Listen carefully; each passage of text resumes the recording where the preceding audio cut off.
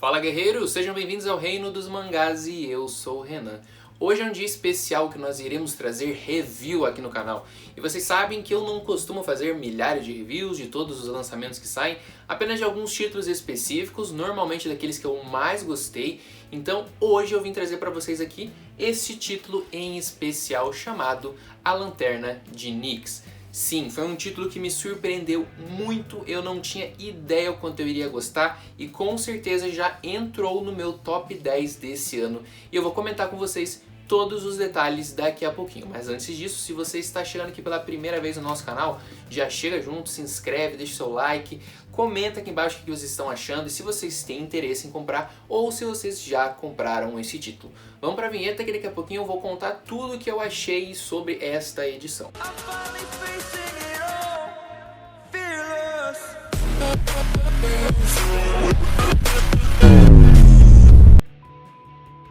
Bom pessoal, a primeira coisa que nós vamos falar aqui desse mangá é sobre a autora. A autora é a Kan Takahama, é a segunda obra que nós temos aqui no Brasil desta autora, justamente pela Pipoca e Nanquim, que foi o Voo das Borboletas, um lançamento aí, se eu não me engano, de 2019 ou 2020, se eu não me engano 2019. E agora em 2021 nós estamos aqui com A Lanterna de Nyx. É uma edição bem especial porque ela vai ser completa em 3 volumes. É um baita de um volume porque lá no Japão ela foi completa em 6 tankobon e aqui em 3 volumes big especial da editora Pipoca e Nanquim. Especial por quê? Porque aí vocês já sabem como que funciona, né? Normalmente a gente tem sempre um marcador de página em todas as edições. Esse aqui é desta.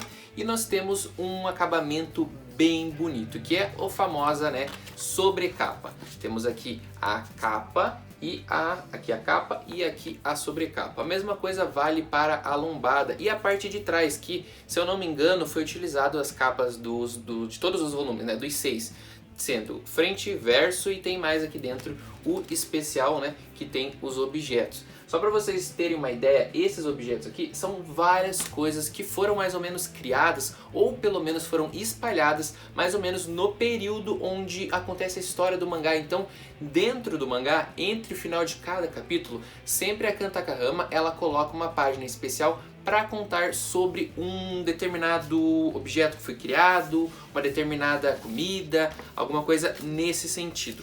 Como vocês podem ver aqui no sumário, a gente tem o sumário com todos os capítulos e aqui embaixo nós temos um pequeno sumário extra de várias coisas que foram criadas nesse período, né? Só para vocês terem uma ideia aqui, nós temos aqui, por exemplo, sobre o chocolate, quando que surgiu o chocolate, temos aqui a primeira edição de Alice nos Países das Maravilhas, máquina de costura, fonógrafo, uniforme de marinheiro, então tinha várias coisas que foram utilizadas, apareceram de alguma forma dentro desse mangá. A gente tem uma nota, né, uma página em especial contando um pouco mais da história desses objetos, o que acrescenta ainda mais a diversão ao você ler A Lanterna de Nyx. Outra coisa que eu já vou contar de antemão para vocês, só para não esquecer, né? Papel Pollen Bold. Então a edição tá bem bonita e bem caprichada, porque é um papel que não apresenta transparência, você consegue ler numa boa aqui com uma alta qualidade, uma alta gramatura, e a arte da autora também dispensa comentários, porque ela tem uma arte também muito bonita, é uma arte mais simples, mas ao mesmo tempo que ela é mais simples, ela é bem requintada, tem vários detalhes. Então é algo que vocês também vão ficar encantados, não apenas pela história, mas também por causa da arte da autora. E aí, Renan, beleza, você já comentou sobre como ficou a edição e tal, e o preço.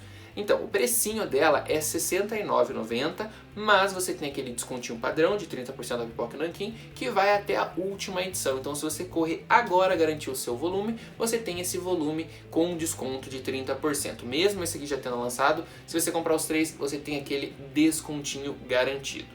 Tá bom, Renan, você falou da edição, você falou do preço, tá bonito e tal, falou que a história é boa, mas tá, e como que é essa história? É o seguinte, pessoal, para vocês terem uma ideia aqui. Nós temos uma personagem principal que ela tem um pequeno poder de clarividência. O que seria essa clarividência? É você tocar em um objeto em específico e ela, teoricamente, consegue enxergar quem foi o dono daquele objeto e quem seria o dono em um futuro distante, por exemplo. Então nós temos esses dois lados desse poder da protagonista. A protagonista ela se chama Mio, ela é uma menina que foi criada pelo pai, ela perdeu a mãe muito cedo e foi criada pelo pai. Só que o pai dela foi morto em uma guerra, na verdade foi morto numa rebelião. Rebelião de Satsuma. Sim, ligação total com o Satsuma Gishiden, que também é da editora Pipoca Nankin. Ou seja, o pai da protagonista morreu na rebelião do outro mangá do Pipoca Nankin, que foi a rebelião de Satsuma Gishiden, que aconteceu em meados de 1870. E é mais ou menos por aqui que vai acontecer a história, né? A protagonista não tem uma idade exata, mas ela deve ter mais ou menos entre 15 a 17, 18 anos. Ela é uma menina que foi criada pelo pai, então com a morte dele, ela vai ser, digamos assim, adotada pela tia, a irmã do pai dele, e ela vai viver com a família dessa tia, junto com o tio e alguns primos. E ela não tem nenhum dom, tipo, tirando o seu poder, né? Ela não tem nenhuma qualidade, digamos assim, para as mulheres da época, que era costura, saber limpar, saber cozinhar, que era mais ou menos o que se esperava das mulheres naquela época no Japão. Então ela não tinha nenhum tipo dessa qualidade, entre aspas, né? E a tia dela queria arrumar um emprego para ela de qualquer jeito, então meio que foi empurrando ela para tudo que é vaga, mesmo ela não preenchendo os requisitos. E ela foi parar sem querer em uma loja de antiguidades que a tia dela levou porque estava tendo uma vaga, só que ela não preenchia em nada as vagas. Só que meio que ela caiu nas graças, tanto do Gandin, que é um dos rapazes, é um senhor já na verdade, que mora e trabalha nessa loja, e depois no dono, que é o seu Momo.